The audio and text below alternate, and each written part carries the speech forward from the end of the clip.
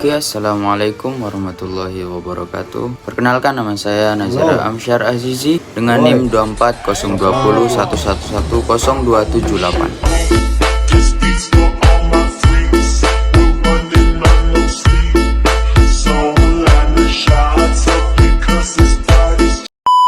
Oke, jadi pada kali ini saya akan presentasi mengenai perkembangan tasawuf dan tarekat di Indonesia.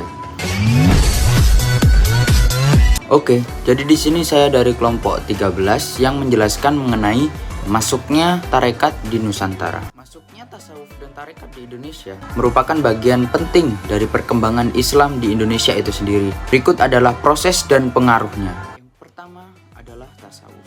Tasawuf merupakan dimensi mistis dalam Islam yang berfokus pada pencarian pengalaman spiritual dan kedekatan dengan Tuhan. Tasawuf melibatkan praktek-praktek seperti zikir, meditasi, dan pengendalian hawa nafsu. Sedangkan tarekat adalah jalur atau kelompok yang mengikuti guru atau wali dalam tasawuf. Jadi setiap tarekat itu memiliki ciri khas dan karakteristik masing-masing.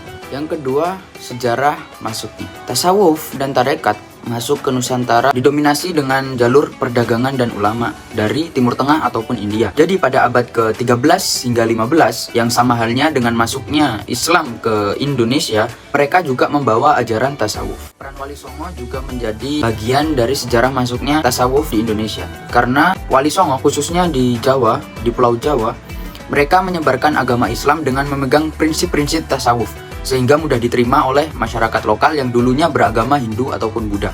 Yang ketiga adalah penerimaan masyarakat.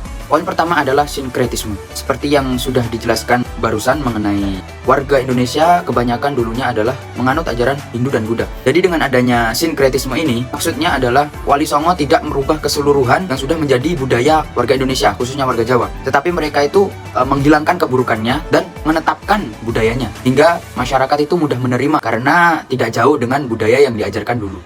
Yang keempat adalah pengaruh terhadap sosial dan budaya. Yang pertama adalah spiritualis. Tasawuf membawa dimensi yang lebih mendalam mengenai spiritual, sehingga masyarakat lebih ditekankan untuk mendekatkan diri kepada Tuhan. Yang kedua adalah komunitas. Tarekat membentuk komunitas atau kelompok, sehingga dalam kelompok tersebut para anggotanya solid dalam tujuan spiritual masing-masing dan relate dengan kehidupan sehari-harinya. Yang ketiga adalah kesenian. Jadi dengan adanya tarekat ini banyak munculnya kesenian-kesenian yang sampai sekarang populer seperti adroh, sholawatan, dan lain sebagainya. Dan berikut adalah tarekat yang populer di Indonesia. Jadi perlu digarisbawahi, tarekat mulai populer di Indonesia sejak zaman Syekh Siti Jenar dengan gagasan Manunggaling Kaula Gusti atau Wahdatul Wujud. Jadi dengan adanya gagasan tersebut, para ulama sufi mulai membentuk tarekat-tarekat. Dan mengapa tarekat itu banyak di Indonesia? Tidak lain berlandasan karena sejarah perkembangan Islam di Indonesia ini sangatlah panjang. Oleh karena itu banyak sekali tarekat-tarekat yang populer dan berkembang di Indonesia. Yang pertama adalah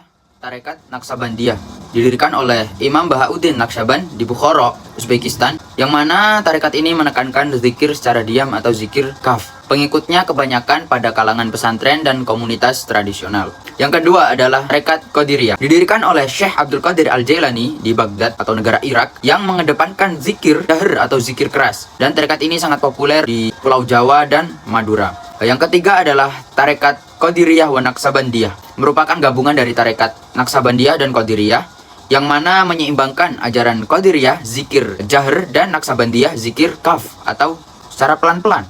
Tarekat ini dikembangkan oleh Syekh Ahmad Khatib Sambas, ulama Nusantara yang belajar di Mekah. Tarekat ini populer di kalangan pesantren, khususnya di Jawa Barat. Yang keempat adalah Tarekat Tijaniyah. Tarekat ini didirikan oleh Syekh At-Tijani di Aljazair. Tarekat ini memiliki kekhasan dalam berzikir yang meliputi zikir utama, zikir khusus, ijazah, dan sebagainya. Tarekat ini banyak dianut di Sumatera Barat dan Jawa. Jadi cukup sekian presentasi dari saya, kurang lebihnya mohon maaf. Wabillahi taufiq wal hidayah, waridha wal inayah. Wassalamualaikum warahmatullahi wabarakatuh.